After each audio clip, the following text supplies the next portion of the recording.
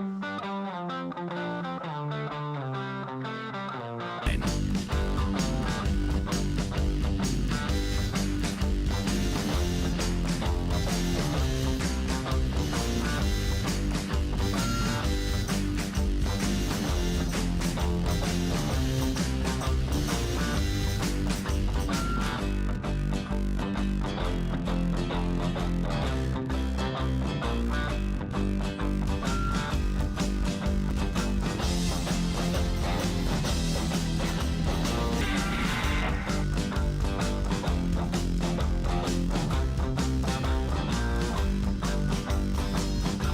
Equally Yoked Show. Get yoked for free.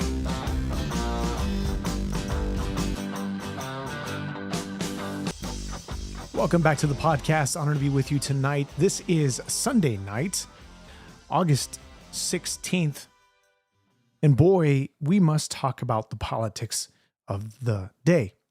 Honored to be with you. This is the Equally Yoked Show. Email me your thoughts, freedom@equallyyokedshow.com. And of course, you can always share your thoughts and your chats in the chat.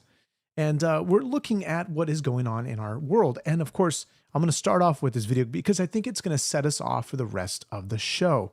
Let's play this tape. This is from the Charlie Kirk show on 9/11. Now, it's not 9/11, but we're approaching, we're just less than a month away. Let's take a look. Sir, this is Bryant Gumbel in New York. Oh, how you doing? I'm fine, thank you. You're Wendell? Yes, I am. Wendell, can you give me your last name? Klein. Wendell Klein. Tell me where were you when I was standing right in front of the hotel. I'm the doorman there, and the hotel. Which hotel? Marriott World Trade Center. Right across from the World Trade Center. It's actually right in between them. Right in between the World Trade Center. Yes. Okay, so you were standing outside, and tell us what you saw and what you heard. Well, what I heard first, an explosion. And I just figured that it was like a plane passing by. Then all of a sudden, stuff just started falling, like bricks and paper and everything. And so I just kind of ran inside to get away from the falling debris and glass and so forth. Then after everything stopped, because it was falling in the street and the cars were crashing into each other. Then when it kind of stopped, I heard a guy screaming. And when I looked over, there was this guy that was on fire. So I kind of ran over and I tried to put the fire out on him. And he was screaming, and I just told him to roll, and he said he can't. And then another guy came over with his bag and kind of put the flames out on him. So right now he's being taken care of. I just had everyone call the ambulance and stuff so it can help him out. He caught fire as a result of the falling debris? Yeah. How much debris? Can you give us an idea of how much came crashing to the ground? It's just a lot. Bricks, a lot of bricks, a lot of glass. Enough to damage cars on the street, make cars swerve into each other, that kind of thing. I hear alarms going off down there. What's happening? That's our hotel alarm, and basically, I guess that went off automatically. They've evacuated everyone in the hotel. They evacuated all employees. They have evacuated the hotel? Yes. Immediately? Yes. Are you hearing anything, Wendell, about what kind of a plane it was, no. or No. how many were on board? No. All right. Mr. Klein, thank you very much, sir. I understand Teresa Renault is with us right now. Ms. Renault, good morning. Good morning. How are you? This is Bryant Gumbel. I'm down on 59th and 5th. Where are you? I am in Chelsea, and we are at 8th and 16th. We are the tallest building in the area, and my window faces south, so it looks directly onto the World Trade Center. And I would say, approximately 10 minutes ago, there was a major explosion from probably, it looks like about the 80th floor. It looks like it's affected probably 4 to 8 floors. Major flames are coming out of the north side and also the east side of the building, yes. And it was very loud explosion followed by flames, and it looks like the building is still on fire on the inside. Which building are we talking about? The one that's westernmost? Let's see. Yes, sir. Did you hear the explosion from yes. your position? Yes, we did. As a matter of fact, we heard it, and because I was just standing there pretty much looking out the window, I didn't see what caused it or if there was an impact. So you have no idea right now? There's another one. Another plane just hit. Oh, my God. Another plane has just hit. It hit another building. Flew right into the middle of it. Explosion. My God, it's right in the middle of the building. This one into the east tower? Yes. Right in the middle of the building. And right now, yes, that was definitely looked like it was on purpose. You saw a yes, plane? Yes, I just saw a plane go into the building. I remember where I was. I was in second grade and they canceled class. And all the parents came and they picked up us, and it was heavy. Very heavy. There was no laughing. There was no playing. It was the closest to a state of pensive shock that I could ever remember for my entire life. Nothing has come even close to that. The country went to a place of fear, of alarm, of horror. In fact, they canceled school for the rest of the week. We didn't know what we were living under. Remember, there was the diverted Flight 93, thankfully, to the heroes, and we're going to talk about Flight 93 later in this program. There was the Pentagon plane. We felt as if the whole country was under attack. They canceled NFL games, amusement parks closed. There was a numbness that set in. Again, I was 9 years old, eight or 9 years old, but I remember it so vividly. A classmate of mine runs into the classroom. Still know him to this day. He's actually a pilot, and he says, the World Trade Centers have been hit and America is under attack. Now, if you are old enough to remember when this happened, this was a tragic day for America. And we've seen many folks who have downplayed this moment as, well, just another day. Just another day where we memorialize an event in America, America's history. And this is nothing more than just that. And we are approaching the 25th anniversary of this moment. But what we're seeing in America today is quite alarming. Because what would be the catalyst to push the terrorists to do this attack on 9/11 would be under the Islamic religion. Now, what we're seeing here locally, is a bill known by AB 2017, AB 2017. And this is what's happening in California. AB 2017 would officially designate Eid al-Fitr, I don't know how to pronounce that, and Eid al-Adha, two major Islamic holidays, as official California state holidays. This designation carries several concerns, right? It's a double standard. Public schools have stripped Christian holidays from the calendar to uphold the standard of religious neutrality. This bill abandons that standard to recognize one religion's holiday. There's also the model curriculum that the State Board of Education will be authorized, enabled to develop a model curriculum to teach about these Islamic holidays. And of course, the taxpayer cost. Public funds would cover the costs this bill creates. And so it heads to the Senate floor for a vote. This will be the final step before it reaches the governor's desk. And we know what the governor's going to do. But I believe when we talk about how the church is to be involved, we look at the message that our Lord sent to the church of Laodicea. And I believe that applies to churches today. They say, we are rich and we have need of nothing. This is the very church that is vomited out of the mouth of God when we sit idle, when we are comforted by the words of, oh, this will never happen. Not in America. No. The danger of Islam is not in my state. What are you even talking about? These are all fear-mongering talking points, they will say. But we have to remember that Islam is a theocratic geopolitical belief system. Wherever Islam is present, they will not just stay within the four walls of their mosque. Their evangelical tactic is not to save souls of the lost, but to recruit for a political movement. Many of them tied with the DSA, which is growing in popularity. Now, one thing that we're seeing with what is happening in Texas and Governor Abbott is talking about these issues of foot washing in an airport. Let's take a listen. I also want to get your take on this other news. You stopped down the installation of some planned Islamic foot washing stations at Dallas-Fort Worth Airport. You wrote to Transportation Secretary Sean Duffy, these facilities appear designed to single out one subset of the population for special treatment based on religion. I'm unaware of either airport installing standalone facilities to meet the particular needs of the many other religious groups represented across Texas. That is illegal. Both airports are government-owned facilities. Both the federal and state constitutions prohibit the government from facilitating this kind of discrimination. You're referencing George Bush International Airport as the other airport under discussion here. And that airport, IAH, already has one of these foot washing stations. So I want to ask you, are you advocating that that existing foot washing station get pulled out? So both for any proposed or any existing facilities like that are simply unconstitutional and illegal.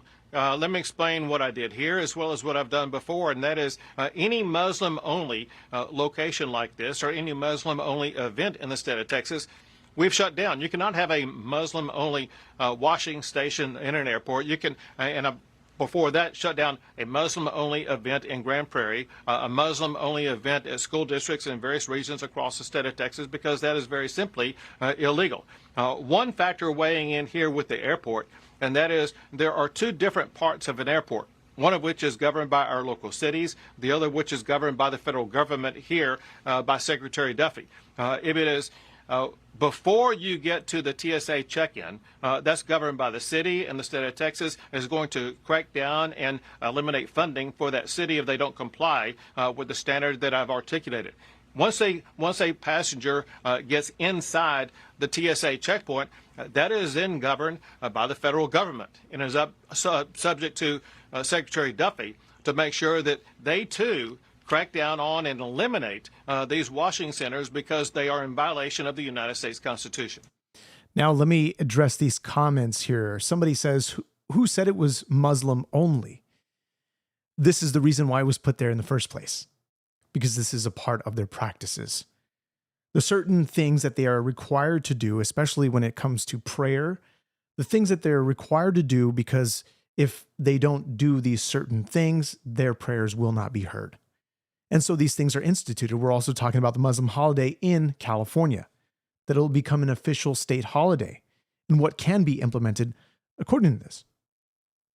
And so somebody also said, I'm not a Muslim, but enjoyed the washing station, would eventually find herself, and this is not like shooting over the, I don't know, how can I put this? This is not like an overshot here. That just because you're not a Muslim, you also enjoyed the foot washing station. This would eventually become a Muslim-only spot. As they've been trying to do heavily in Texas, they're also trying to do in California. We're seeing places in Irvine, Fountain Valley, Garden Grove, where you're seeing these Muslim-only communities, events that are trying to be held. This is not an exaggeration of what is happening. This is what is happening in America. And when you begin to tailor, policies towards one religion, then you're forsaking what the Constitution is meant for. Okay. You've argued also that government neutrality toward religion shouldn't mean eliminating religious expression. That was an argument that you made during the Ten Commandments in Classrooms debate. Is there an argument here that applies to that? And I ask because there's a conservative activist, Ryan Fournier, who wrote in the New York Post, or was quoted rather, this isn't about pushing an ideology, it's basic airport management. People washing their feet in standard bathroom sinks creates soaked, slippery floors and breaks the counters. Low-level voodoo basins keep the restrooms dry and safe for everyone. The comparison being made is that, the Ten Commandments, you said, were not only religious but historical. It wasn't a religious-only argument. Is there a similar argument that these critics are raising now that's valid, or would you say that it's not? So you're talking apples and oranges. I'll walk through it very quickly. If there are special facilities allowed for those who are Muslims. There must also be special facilities allowed for Christians, for Jews, and literally dozens, if not hundreds, of other religious faiths of people who are coming through our airports. And by the way, it doesn't make any sense for those that are saying, well, so it's for, you're saying it's not Muslim only. This was the intent. This is the problem of your comment. This is the intent. And if you begin to have Muslims who are complaining that non-Muslims are washing, what do you think is going to happen? What do you possibly imagine is going to happen? That there's going to be complaints about this, and this will escalate further. And then you're beginning to prioritize one religion over another, even over the secular who doesn't have a religion. Doesn't matter. Somebody who is an atheist, whatever you want to call them. This is not spreading fear, because this is what is happening. It's, again, the same constant comments that we get on the show. You say this is all Republicans have, spreading fear because they don't address real issues. Economy sucks, inflation is high, Iran war was a failure, deficit exploding, nothing going right. No, we've addressed this before.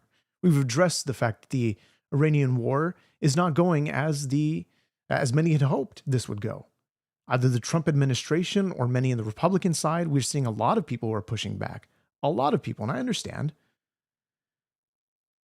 You say they wiped their booty cheeks with the Constitution.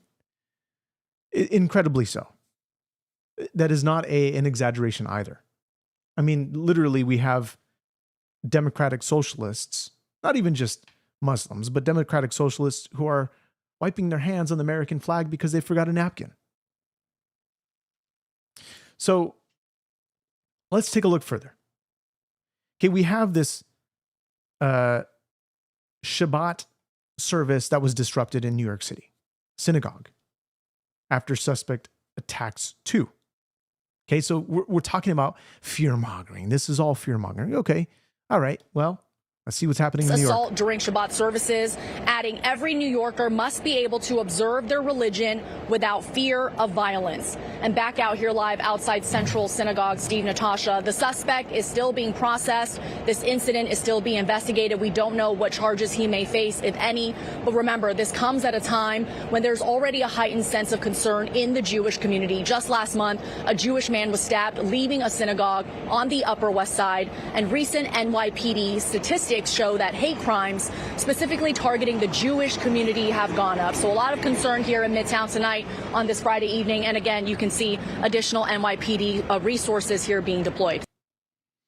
Now, let me show you some of the articles that are being mentioned, what they're mentioning, what they're talking about here, because I think this is important. Tell you exactly what they're saying. Now, this is, of course, CNN. They're reporting the quote from Mamdani. Now, they're not going to go into specifics as to why this was a motivated attack here, but security officers began to question him once he started walking toward an area that wasn't open to the public, prompting him to chop at 2 candles. Oh, one sec, let me go back. Each valued around 10,000 with his hands. The official said he tried to make his way toward the rabbi. Security escorted him out and proceeded to attack a woman. And the security guard also yelling, while also yelling a racial slur at the security guard, this guy. A 63-year-old woman suffered a small cut on her lip and injuries to her right forearm after being struck by the man, PD officer spokesperson told CNN. Now, what I want to go is to Mamdani's response here, because you can see exactly what he did, right? Leading up to this. Mamdani's response is, this despicable act has no place in our city, and our administration will do everything in our power to keep Jewish New Yorkers safe. It says he also said that New Yorkers must be able to observe their religion without fear of violence. But how many attacks have we seen on synagogues? How many attacks have we seen on people where these attacks are conducted in the name of Allah, in the name of their God? Plenty, too many. These hate crimes continue to grow, and they're going to call it hate crimes. They're not going to say what religion. They're not going to go, and I'll show you in a moment here what CBS is reporting. He says, our administration will always stand against bigotry in all forms, and we will use every tool at our disposal to confront anti-Semitism and keep Jewish New Yorkers and all New Yorkers safe. Now, Mamdani. Look, despite Mamdani's X post and that every time that he posts on X, nothing has ever been done to keep the Jewish community safe. And so he says this just to keep the Jewish New Yorkers at bay. And so this is what CBS is reporting. Graphic details released on alleged violent disruption at NYC Synagogue. Larry Montez, 46, the suspect accused of attacking two inside the Central Synagogue, made his first appearance before a judge late Saturday night. He is charged with felony hate crimes.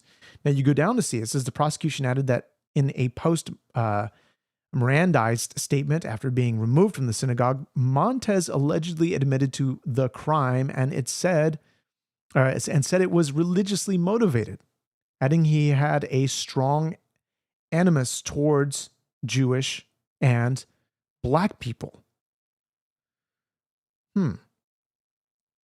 Arguably, this is someone who practices the Islamic faith. All evidence points to this being a hate crime, they said. They said it was religiously motivated, yet they won't name the religion. And here's the quote again, and you'll see it up on your screen. It says, Montez allegedly admitted that the crime and said it was religiously motivated. What religion? Why wouldn't CBS just report the religion? Because if this was Christianity, they want to suppress the truth and avoid the slurs that would come to their news station should they have mentioned the religion of Islam. But if it was a Christian attacking a synagogue, they would have plastered it all over this article. All over. If it was a Catholic motivated attack, if it was any other religion. Okay, we got to rule out Buddhism because Buddhism seeks to be peaceful at all times despite what's happening. And yet, the religion is not mentioned here. Very specific, very particular as to why they do that in the first place. And so we see this growing. We see this, these Islamic attacks, these motivated by anti-Semitism is happening more and more in New York. And we're seeing the Mamdani power rising. We see that his wife is trying to travel to Syria, Lebanon, and expects taxpayer-funded NYPD security detail. Like she's some first lady of the United States of America. You say because Montez is not Muslim, he is a Zionist. Zionism is not a religion. Interesting. Otherwise, they would have still put it on their article if he was a Zionist, if he was somebody, which is crazy because I don't know if Zionism implies that, Zionism implies that this person is pro-Israel, first of all. I don't know what you're even trying to say there, Andrew. I'm not sure. I hope you can clarify so I'm not taking you at your comment incorrectly. You say Israel is not a Jewish country. Only Satanism allows spilling the blood of innocents to gain power, money, and land. We've talked about these issues concerning the genocide that is being mentioned, yet the double standard doesn't apply when it is done from the terrorist organizations. And what we see with Islam killing thousands upon thousands of Christians, it's double standard. The New York City First Lady, Rama Douaji, traveling to Syria, Lebanon, and expects taxpayer-funded NYP security details. And there's a lot of other details concerning this. What's happening? Mamdani blames his staff after the New York City denies NYC's First Lady a police escort to the Middle East. Of course. Who would put their own police force in harm's way?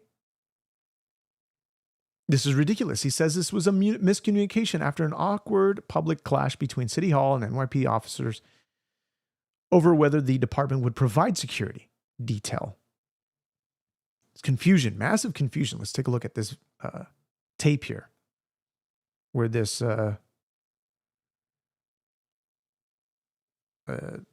is mentioned. The other week that NYPD came forward and strongly recommended a police escort go with his wife to the Middle East so she could visit her family. There was a miscommunication. She hasn't yet taken this trip, and when she takes this trip, it will be without any NYPD detail. So the New York Post is reporting that Mamdani's... Which, by the way, trip might be canceled. We know how hot Lebanon is. We know what's going on there. Are you serious? You really think she might continue the travel after she is denied? It's possible. She might still take the trip. We don't know. Very sketchy, though. Wife Rama Douaji requested the security escort and says the mayor's office said the security detail was going, but they never even checked with the NYPD commissioner. So the department didn't know about this, but they shut it down right away, explaining that New York's finest will not travel to Lebanon or to Syria with Mamdani's wife. And by the way, to a question that says, don't most Jews in New York City support the mayor? Most Hasidic Jews do. Usually the ones, I believe it's the Hasidic Jews, the ones with the top, hat, or the long beards, the braided hair, long beards. I think that's the Hasidic Jews who support Mamdani. They are anti-Zionists, and these are typically the Jews that do. Now, the ones who are either not religious or, just secular Jews, we've seen massive protests, and even the police commissioner is going to say that we're dealing with too much here in New York. How am I going to send my guys out there in a no-fly zone? That doesn't make any sense. He's going to address it right now. And pointed out that both countries are on the state's department's level 4 do not travel list. So it's very dangerous in these areas. That's the highest travel advisory due to serious security risks. Mamdani's wife, whose family is from Syria, has been very controversial, to say the least. Earlier this year, Douaji apologized after her social media history showed that she had liked a post that appeared to celebrate the October 7th attack on Israel. The NYPD Detectives Union, as you heard there, blasting Zoran Mamdani, accusing the city of putting officers in harm's way. For that trip is set for next month, Martha. Very interesting, Alexis. Thank you very much. With that, we bring in Scott. Now, this was a clip earlier that was not... Sorry, it was. I forgot to bring it back. Let my members go to a no-fly area. Lebanon, Syria. Would not happen. I know that the police commissioner wants to keep detectives safe. We have a hard enough job here today to do the job here in New York City with everything going on, with protests, your day-to-day operating that we do here. Straight up looks like he's holding back a lot of things that he wants to say concerning that. We're looking at a lot of other stories on the front lines here. I want to know your thoughts. Email me your thoughts, freedomandequallyyokeshow.com. Subscribe to the podcast, like the show. Let's get the show out there, pushed out on YouTube. Say New York Jews do not support Mamdani. Say I hate everyone equally. Bomb all the Middle East, including Israel. Interesting. You say I'd like to see the officers who vol go to the Middle East. And no, thank you. Yes, Jewish people in New York support Mamdani because bombing children is not a Jewish value like Netanyahu and this con man. What you think? Well, we've talked about the actions of the IDF. We've talked about the operations, especially the operations concerning. So the question goes back to you. What do you then assume Israel should have done as a response to October the 7th? What's the response? Should they have sit by? Should they have done anything? Should they not have taken action? I'm really curious.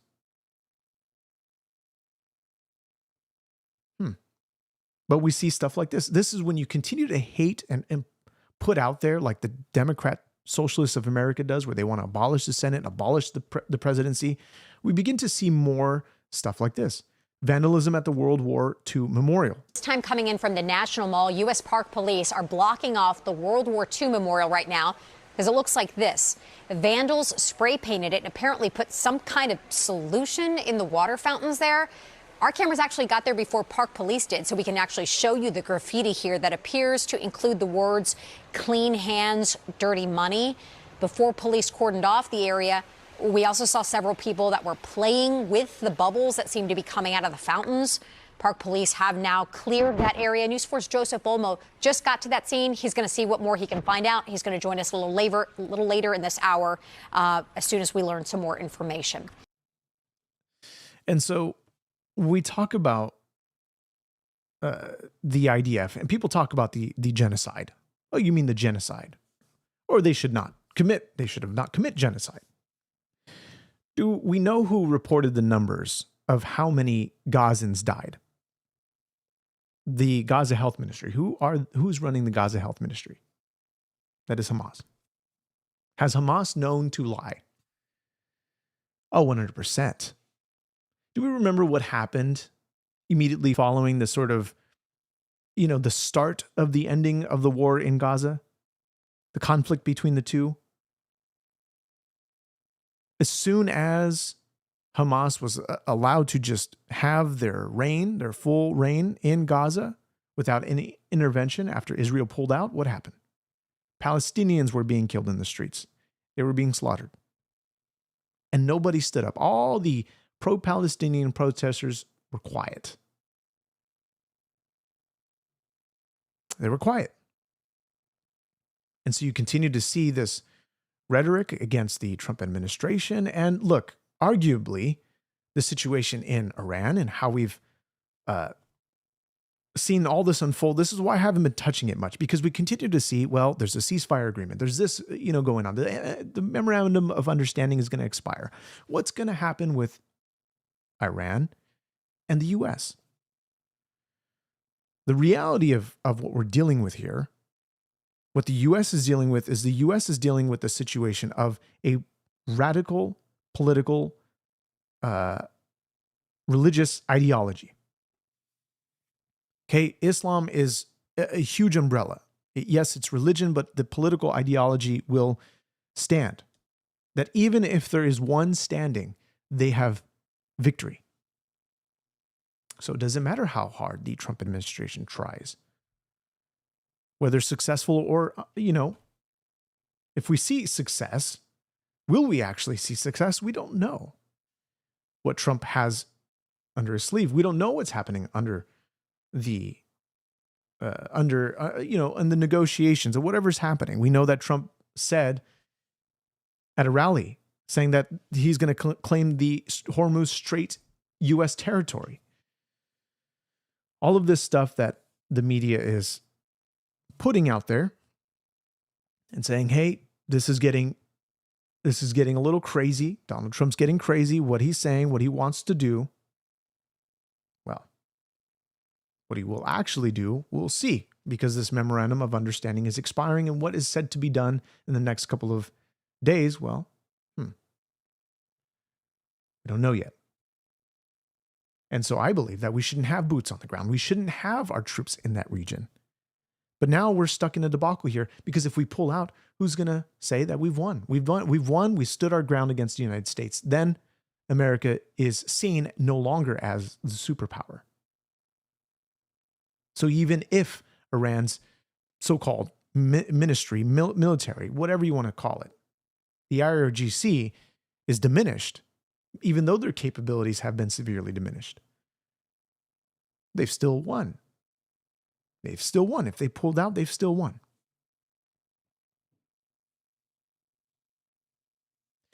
Somebody says, you guys still don't get it. U.S. and Israel are the bad guys. That's the worldview. All your fake media have been brainwashing you for decades. Wake up and smell the coffee. I want to know, can you clarify for me? Why do you believe that the U.S. and Israel are the bad guys?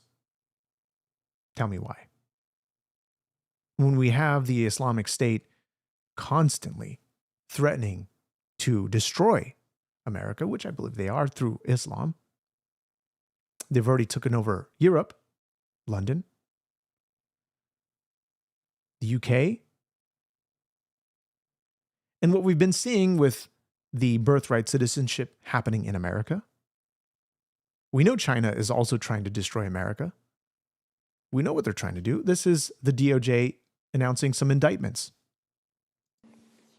Today we are announcing the arrests and unsealing of an indictment out of the Southern District of New York, charging 11 individuals for allegedly overseeing an extensive, decade-long marriage fraud scheme involving more than 1,000 sham marriages between Chinese nationals and United States citizens, and then the submission of fraudulent applications for green cards. This is one of the largest marriage fraud prosecutions in United States history. This scheme was not a quick fly-by-night operation, but rather a years-long, multi-million-dollar cottage industry to criminally assist people who would not, or legally could not, otherwise become citizens of the United States. Now, this birthright citizenship issue has been quite the stir in the Trump administration. We know what he's been trying to do with birthright citizenship and has issued another executive order seeking to still try to attack this, even after the fact that the justices had struck down what the Trump administration was trying to do with birthright citizenship and not allowing this to happen. We talked about the various issues and the various debates concerning this, but I do want to address a comment here. Somebody said the Iranians put out their own fake media. They do put a lot of AI videos out there, but you say also small versions of American ships and sinking them, using them as propaganda, saying they are taking out American ships. Andrew Price says every war has been the cause of America and Israel. That's why. We have to remember where Israel is situated. Israel is situated in the I would say ring of fire, but that's more of a term for earthquakes. What we're seeing with earthquakes is unprecedented, no, undoubtedly. But Israel is surrounded by enemies. And the U.S. has, for a long time, had Israel as its ally. Now, why I believe that's the case is because the founding fathers were, they have Judeo-Christian values. They had Judeo-Christian values. And George Washington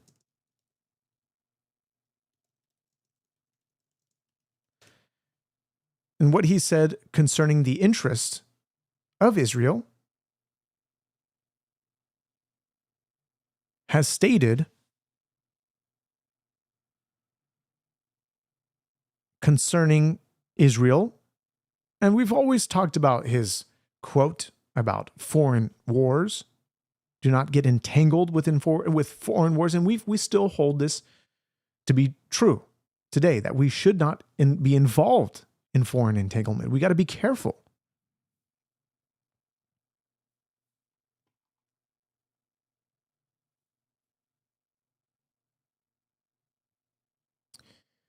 Now, I'm trying to see what where I can find his post concerning the Jews, the Jewish community. He says here, now there's a lot more to go through. I'm going to have to find it by the end of the podcast so we can go over it, because there's a lot more to look at rather than a quick Google search, because there's a specific quote I'm looking for. We talked about the DOJ here, multiple indictments, and look at this from PBS, talking about Donald Trump utilizing the termination of naturalized Americans, citizens, and how the DOJ is implementing a tactic. Let's play this clip here, because I think what begins to how PBS pushes, and I'm glad we're not funding PBS anymore or NPR publicly, because this is ridiculous. This kind of reporting, it's just hilarious. From 25 naturalized Americans, accusing them of lying about their pasts and hiding serious crimes. It's called denaturalization, and the Justice Department now calls it one of its top priorities.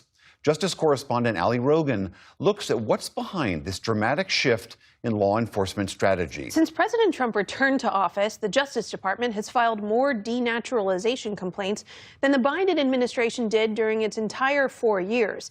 To help us understand why they're using this tool more, I'm joined by Cassandra Burke-Robertson, a law professor at Case Western Reserve University. Cassandra, thank you so much for being here. I first want to ask you, how does the Trump administration's use of this tool differ from what we've seen from previous administrations over the past few decades? I think that the Trump administration's use of denaturalization differs in a couple big ways. One of those is that the Trump administration is just filing many, many more cases. And so how PBS will try to report it, saying that there's a new tactic, but then she goes on to say, well, they're just filing more cases. Right? And she goes on, she elaborates, and you'll see what I'm talking about. Another way that they are differing from previous administrations is that these statements put out by the Trump administration seem to suggest that denaturalization is an end goal all by itself, and that it's in fact part of the administration's immigration priorities. And then the third way that the administration has used it differently is that the administration has used denaturalization as a political tool. So the administration used denaturalization as a political tool. Now, we've talked about Ilhan Omar. We've talked about Zoran Mamdani. We've talked about what the administration has said concerning these people. We've talked about how these naturalized citizens that have taken advantage of the American system have utilized birthright citizenship, have utilized these other instances in order to gain the American system. To gain the American system for the way in which they can exploit American taxpayers. And this is why we see an influx of the third world. We go on to see how many Chinese nationals, or rather Chinese Americans, who came in here by birthright citizenship, paying thousands and thousands of dollars, upwards of $30,000 plus dollars, in order to acquire citizenship, only to be shipped back to communist China to be indoctrinated by, and then come back to America, allowing their being able to put their parents on a or support their parents, rather. What's the word that is utilized in the terminology? That they are able to vouch for their parents to become American citizens. And so we have many of these Chinese nationals, or Chinese born because of birthright citizenship, who are going to be eligible to vote in the next election cycle. Therefore, what will we begin to see? More who will be in favor of the socialist agenda in order to move towards communist agenda.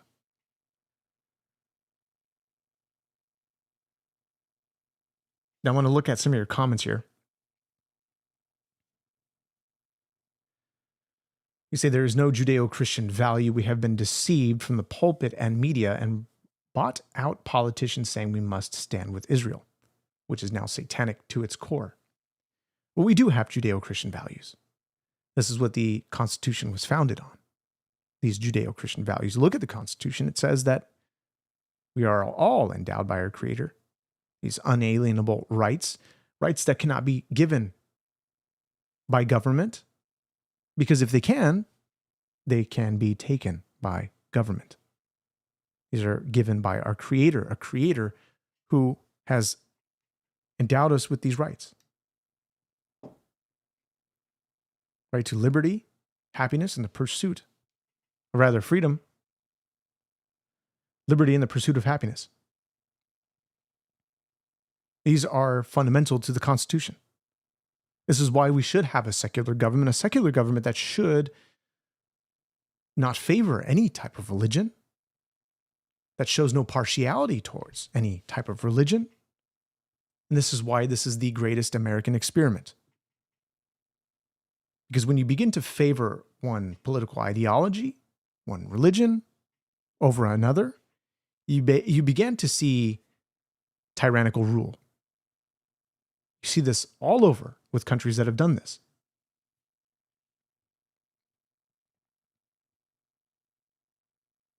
And so you even see also with the Mayflower Compact. You know what the Mayflower Compact was set out to do. The Mayflower Compact was set out to issue or spread the gospel of Jesus Christ. So this is not about what many people will say hatred towards Muslims. It's about Islam specifically. Islam. Now, people think of the word Islam is religion. Islam is a political ideology, a theocracy, theocratic geopolitical ideology here. This is true by how they implement themselves within the countries in which it is involved in. This is true all over Europe. This is true all over the UK, as I mentioned. And this is beginning to become true in America, especially in California and a lot of other places. Dearborn, Michigan, they're trying to silence the church bells. Go figure. Church bells. They want to stop church bells because they're,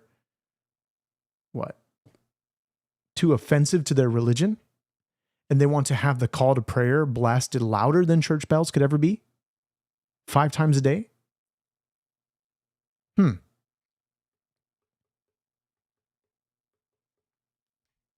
Islam is incompatible with the West, with Western ideology. Islam is incompatible. And so you begin to implement this into schools. Now you do the research. The California standard and what is meant to be put out there, what kids are to be taught, what kids are to learn, is not what's actually being taught, not what's actually being learned. This is why test scores are so low. And we see this in Tennessee. There's a teacher who quits over a dispute concerning not allowing, not grading a student to, a 50% so that they wouldn't fail.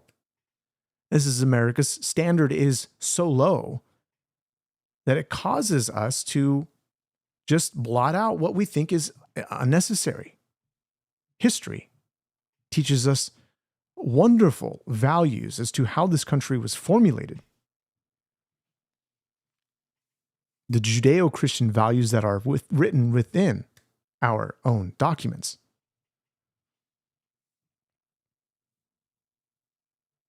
You say you're trying to make Muslims the whole problem. What happens when Kabbalah, Jewish, come in and Gaza America?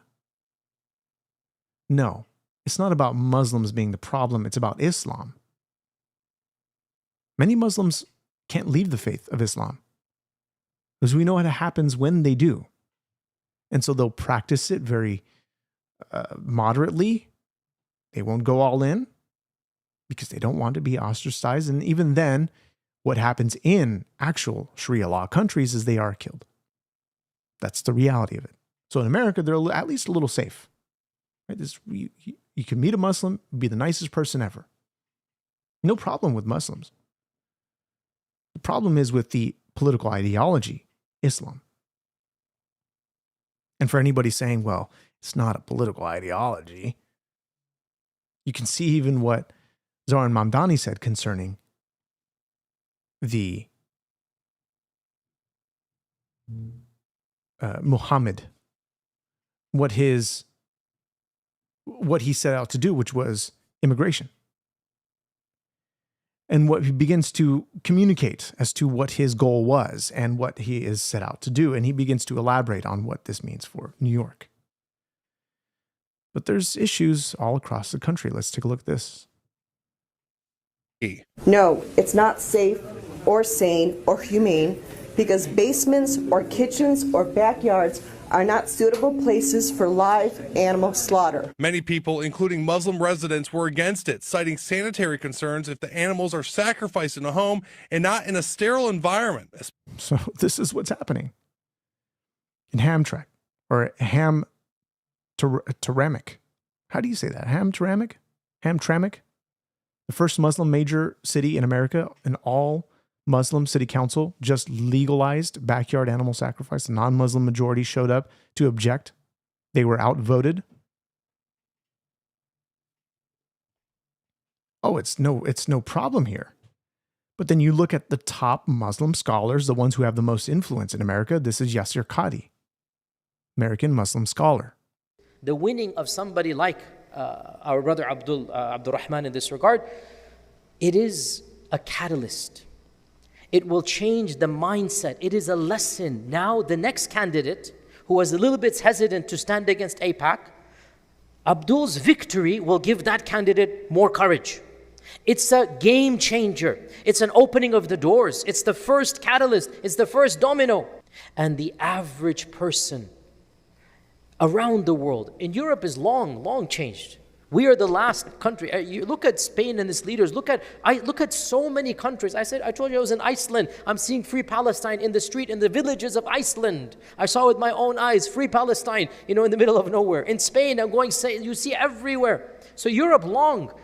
America is the final stronghold. And I say this election has shown, by and large, the public now, they're sick and tired of it. The real enemy are the Zionist apartheid regime. That's the enemy. We can agree to disagree amongst ourselves in a civil manner. So this is high time we mention this explicitly. So bottom line, O Muslims, persevere, be patient.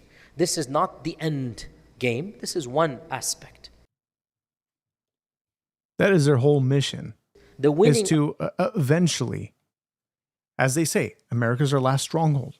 We'll implement these folks in the general elections. And we've seen this with Bernie Sanders. Bernie Sanders talked about the goal, and we've looked at this before, and nobody really covered this at all. Bernie Sanders said, this is the goal. This is the goal of what we are to do in New York. What happened in New York, we're to do this across all of the country. So when we're saying it's fear-mongering, that this is just nothing going on, look, there's no call to violence here. There's no call to go and do anything to your Muslim neighbor. No, you're called, if you're a Christian, you're called to stand for righteousness. You're called to do what's right in the eyes of God. Following the laws of your country, you would do what is right. You would take your frustration, take it to the ballot box. Go and vote instead of yielding it over to your enemy or yielding it over to the government or yielding it over to whoever. You go and get involved. This is why I think the church has been silent. The church has been idle. This is why I believe the church today is the church of Laodicea, the church that refuses to get involved, that says, I'll let it all into God's hands. No, you're letting it all into the enemy's hands. The ultimate enemy here is Satan himself. Satan himself is the one that is implementing everything that is to go against not only Christianity because of what Jesus did, but because of but also with the Jews. What Satan seeks to do with the Jews, what he's always sought to do in every generation, is to eliminate all the Jews. But God has preserved the few. God has reserved the few. You say, as a Christian, you are called to leave government. Absolutely not. What does Jeremiah 29:7 says? Demand the welfare of the nation in which you live, because in its welfare you will find your own welfare. You are also to pray for your leaders, pray for your those in authority. Yes, you are to also be obedient to those governing authorities, but when they are to prevent you from worshiping the Lord God, that is the God of Abraham, Isaac, and Jacob, yes, even to the Christian, or to our Lord Jesus, the same God, we are to defy those governing bodies. The only case that we are to defy governing bodies, we see this in the New Testament, we see this in the Old Testament. But let's look at what our pal, Bernie Sanders, who is really a democratic socialist, and I believe is at the head of all of this, like the sort of shadow figure. This is what really ticked me off here. Yet I have seen anybody to show this to anybody. This video is not really as widely talked about. This was 9 months ago, before we've seen this whole huge talk about democratic socialists running for these offices, and so on and so forth. Let's play this clip here once. To build a political movement, we are doing it with the 3 candidates for the Senate. I expect more to come with many candidates in the House, candidates all over this country running for local office. We're going to build that movement, grassroots movement, to do what Mamdani did in New York City, all over this country, and create a government that works for everybody, not just the billionaire class. And these are the people that Brian Tyler Cohen elevates. This is also who he is, a part of this agenda of the Jew-hating, American-hating candidates that they want to put out there. Democratic Socialists of America. They want to abolish the Senate. They want to abolish the presidency. They want to grow the Supreme Court. They want to really completely change the American standard, American practices that we see. And yet we go back to, this is all fear-mongering. This is all fear-mongering. You say, oh, buddy, Sanders isn't in control. He's a figurehead.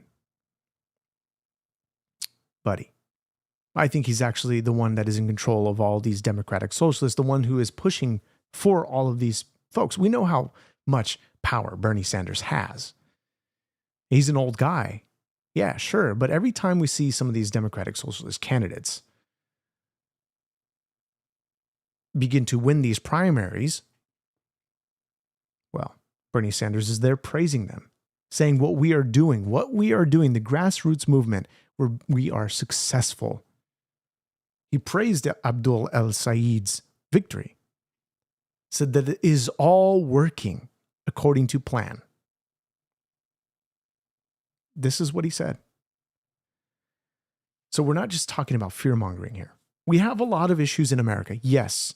And Abdul el-Sayed's talking points is about, well, you know, Donald Trump this, Donald Trump that. America's bad, America's this and that. Okay? Yes.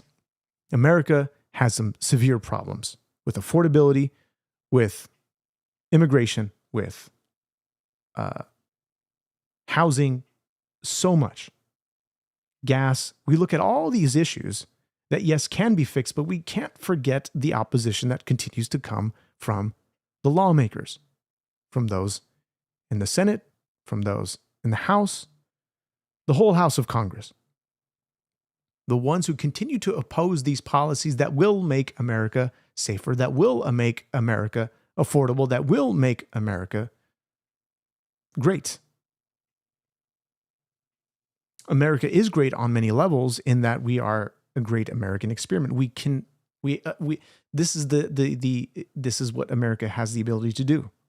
America has the ability to elect anybody it seeks to elect, and they can implement any radical ideologies, agendas, and if left unchallenged, it will continue and flourish as it wants to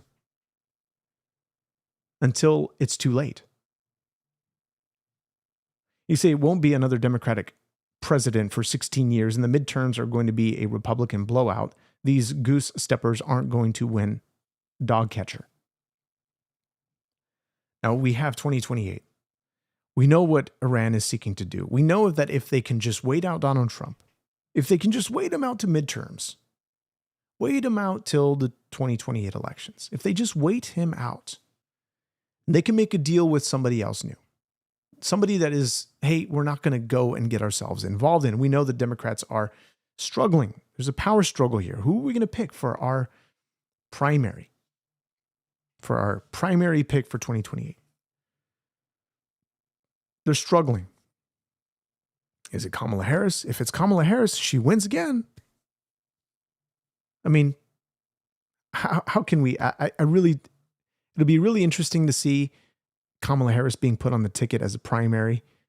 I mean, who will she pick? Oh boy, better not be somebody like Tim Walz. We saw how much of a bullet we dodged concerning that. You say, I must be bought and paid by AIPAC. I'm paid by those who seek to give to this show via Super Chat. And God bless the person earlier that Super Chatted concerning a comment of people who wipe their rear ends with the Constitution. For those that want to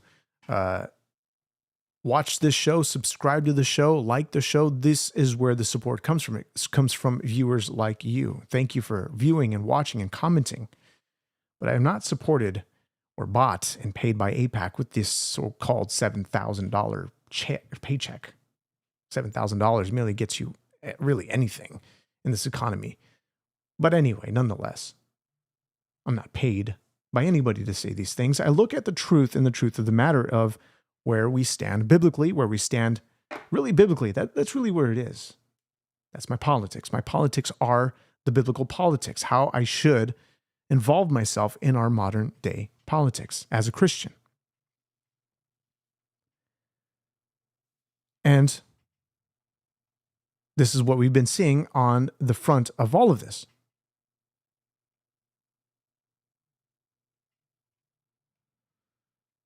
So we talk about education. We talk about the history that is removed from really being mentioned because there's a lot of reports talking about, well, you know, can't really teach on this stuff, how it is being put into practice.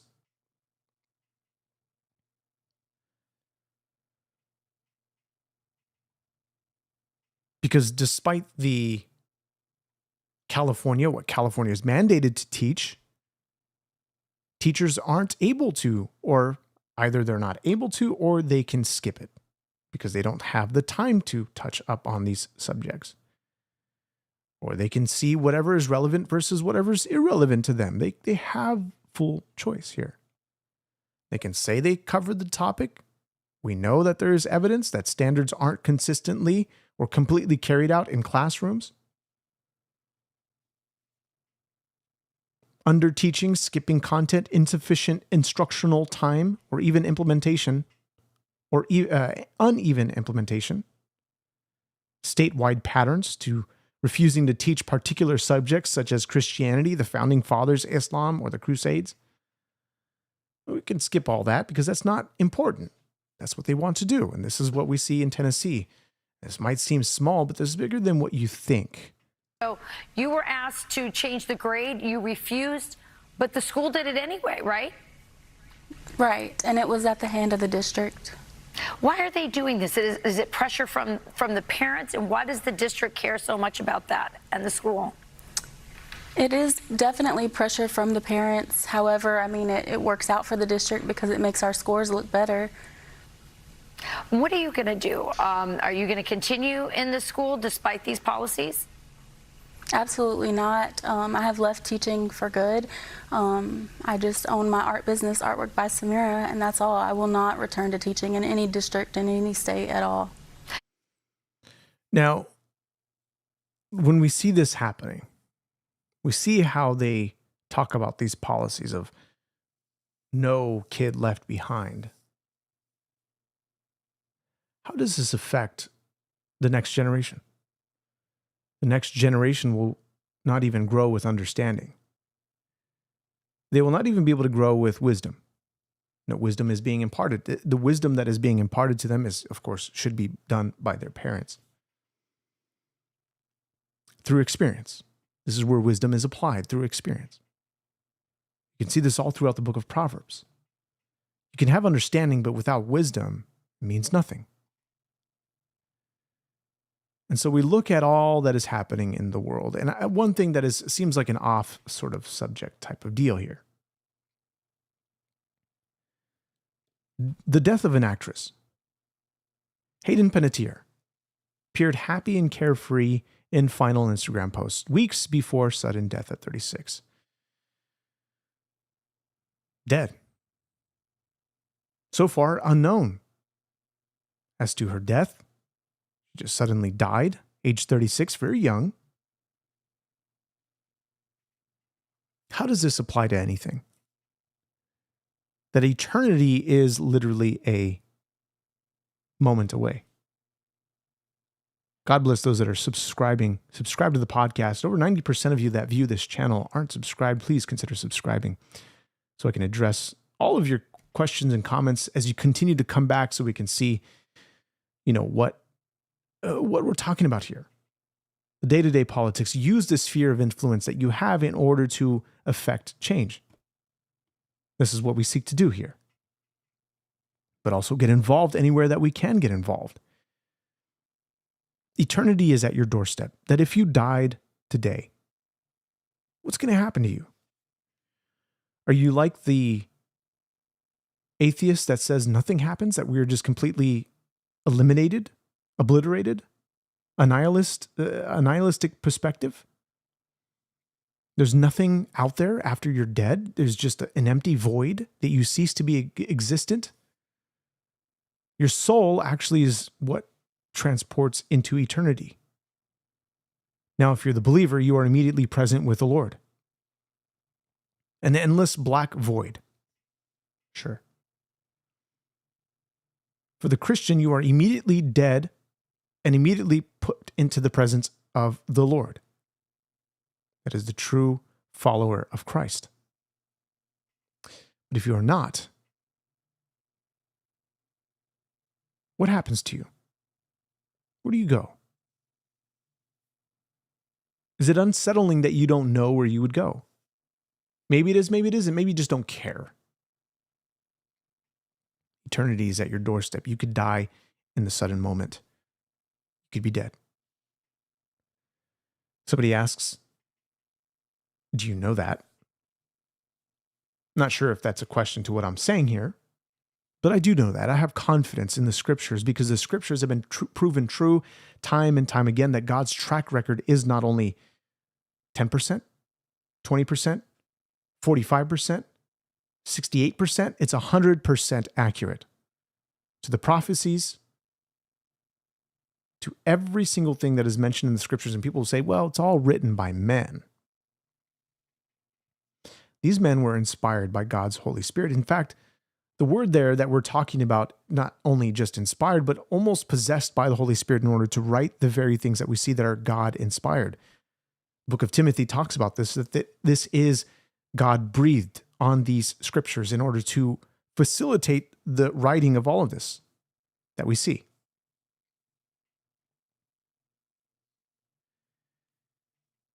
And so we can see this scripture being tried and true, that when practiced with your whole heart, you actually find your not only fulfillment, your joy, your peace that comes with following the scriptures, but the comfort. And it's not that we just say, well, we're saved, we have nothing else to do. The Lord says that you are to do the work. Find yourself that when the master comes, that he shall find his servant doing his work. That you're not sitting idly and saying, well, I'm saved, I'm good, going to heaven, I'm going to kick back and relax, and that's all I'm really going to do. Never going to share the gospel, never going to share my faith with anybody, just going to compartmentalize and go to church, and that's it. You say, did Hayden OD? No, she did not OD. She just died suddenly. We don't know what happened with Hayden. But the point of this is that she died suddenly. What happens if you die suddenly?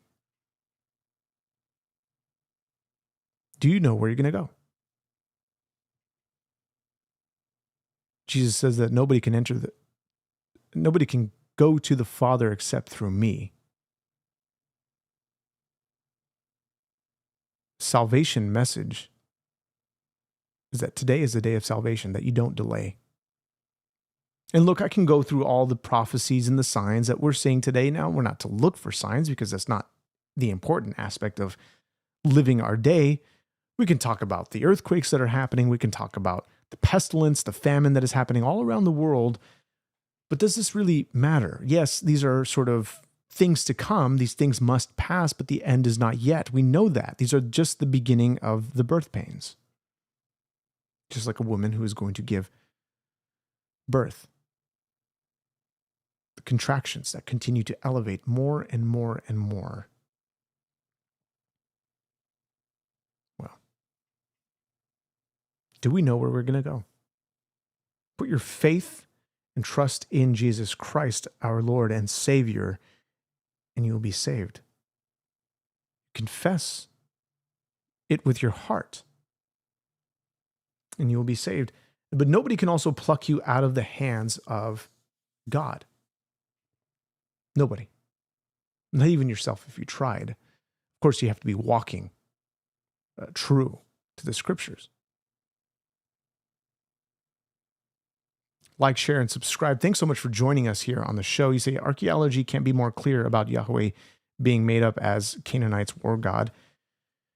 What do you mean about archaeology? We see the history that is being dug up under Israel, and they can't dig up everywhere in Israel because of the Turkish government and because of some of these holy sites that are under, like the Temple Mount that is under the custodialship of Jordan. A lot of issues here that they can't just go and excavate. But we see Israel, a city, a nation that was called by God to be the ones who are to be the light to the world.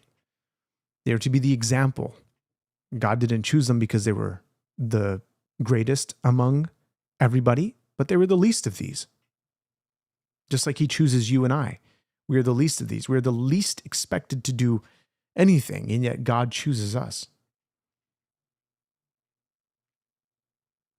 Somebody says here, who is a liar but he that denies that Jesus is the Christ?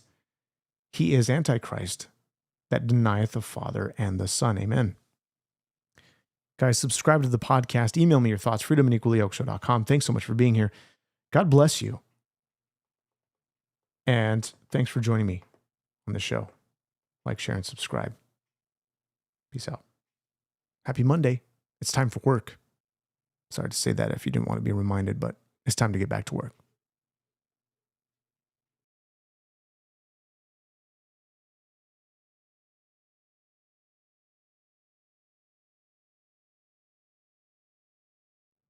There were no normal shows.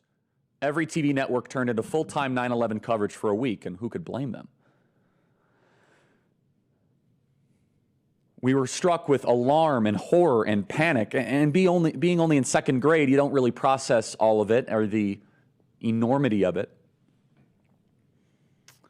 Producer Andrew was in high school. He remembers it very well. Being in second grade, it's just, you just kind of see everyone else being afraid, and you're trying to configure yourself. But from that moment forward to today, it is not unfair to say that that was one of the most, if not the most, consequential moment post the Berlin Wall falling, certainly of the new millennium. It set a cause set in motion, 9/11, that has made America profoundly less free. It impacted our fiscal disciplines, impacted our civil liberties, our Constitution. We're going to walk through all of it, because 9/11 was an unspeakable tragedy of our fellow Americans that were murdered. But what followed, we are still living through to this day. That horror, that alarm, our reaction was to create new government agencies, to suspend almost indefinitely our God-given rights and freedoms. And I think we all need to be honest with ourselves that we might have been some of those cheerleaders for George W. Bush and Dick Cheney. We might have supported it because we said we don't want to have another 9/11.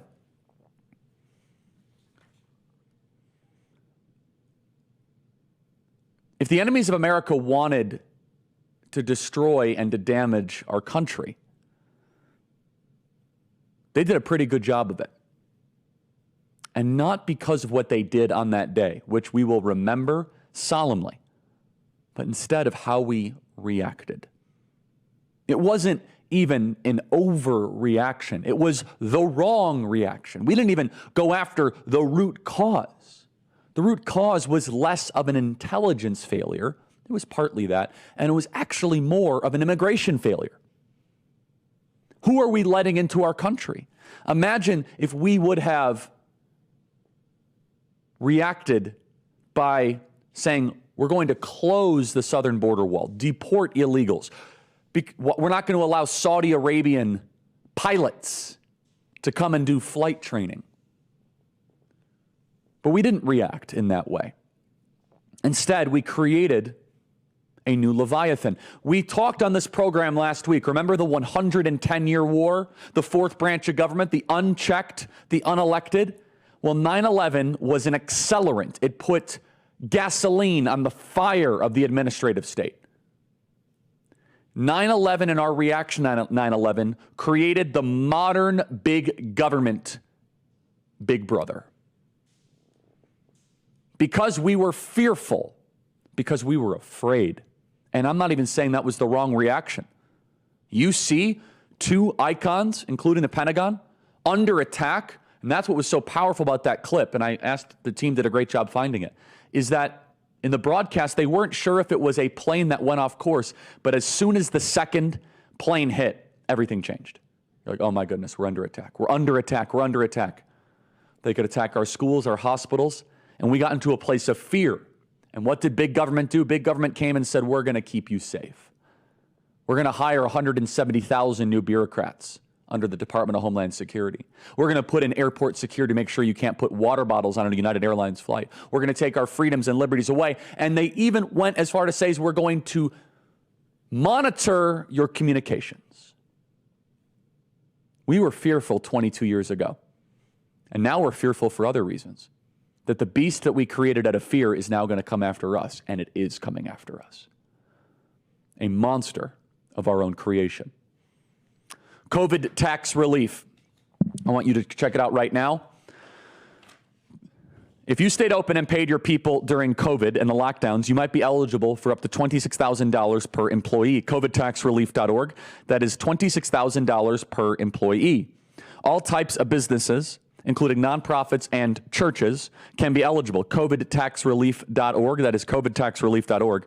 You did the tough thing during COVID. Let COVIDtaxrelief.org help you get up to $26,000 per.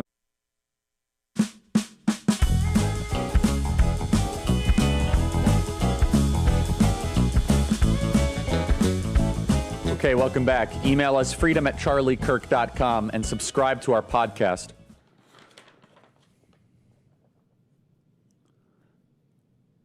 "22 years later." Now, we're getting a lot of emails, freedom@charliekirk.com. Charlie, what about Building 7 and all this stuff? I'm not getting into any of that, okay?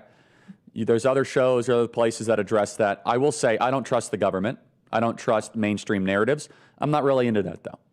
So you guys can email me your thoughts on that stuff, freedom@charliekirk.com. I'll entertain any of it. I'm open-minded. But it's a fact the towers hit, and how we reacted is our focus, our reaction to it. What really matters today is, are we living in a freer country 22 years later? That's really where I want to take us today, because I think that is the most important takeaway. And I'm open-minded to all that other stuff. And you can email us and stuff to look at and read, freedom@charliekirk.com. They seized on our panic. They seized on our alarm. I want to reiterate, this was not as much an intelligence failure. It was partly an intelligence failure, no doubt, but it was largely an immigration failure. Instead of addressing the root cause, we've opened our borders wide open to foreigners we know nothing about. Do you know that in 2023, this last fiscal year, 149 people on the FBI's terror watch list have been arrested at ports of entry, a new record? How many gotaways on the terror watch list are coming into America? You know that 0 people on the terror watch list were apprehended in 2020 because there were just none? They didn't dare to come into the country when President Trump was president. They didn't even dare to step foot. So instead of getting serious about our immigration policies post 9/11, we've kept our borders completely and totally wide open.